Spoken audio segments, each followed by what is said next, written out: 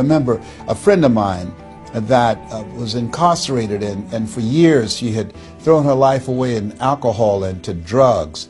And I said, what was the moment that you turned your life around? She's been sober now for 21 years. And she said one day she was cleaning the toilet of the warden of the prison. And she said while she's cleaning the toilet and she flushed the toilet, she said it was like an aha moment. That she said to herself, if I stop doing drugs, I'll never have to clean a warden's toilet again. Isn't that interesting? That was like an awakening for her. And from that time to this time, she never touched a glass of alcohol. From that time to this time, she stopped using drugs. From that time to this time, she stopped associating with her friends who were still into drugs, and many to this day, those that are not in jail or those that are not dead yet.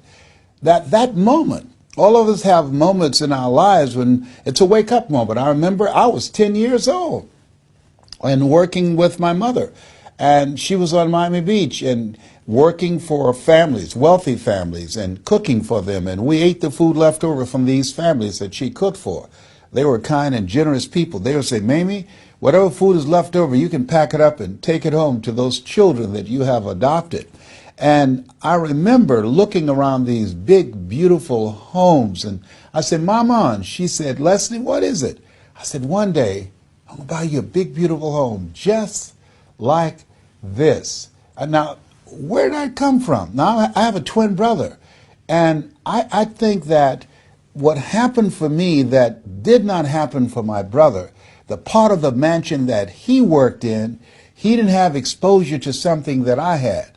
The owner of this home, this wealthy man, he was playing motivational messages every day. I had to keep his office clean and the ashtrays clean of his cigars, and I had to vacuum and dust the bookshelf. But while I was doing that, I was listening to these messages. We become what we think about, by Earl Nightingale. All of us are self-made, but only the successful will admit it.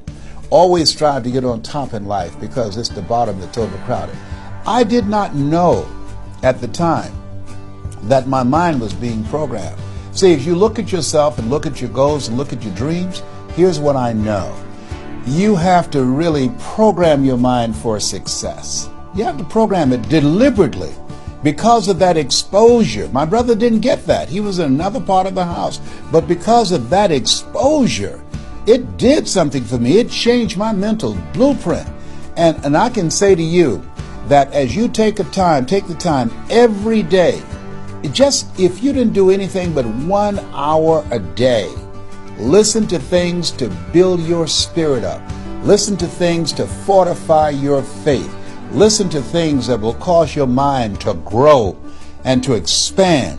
I can tell you, based upon my own experience, there are things that you can do that you don't even realize.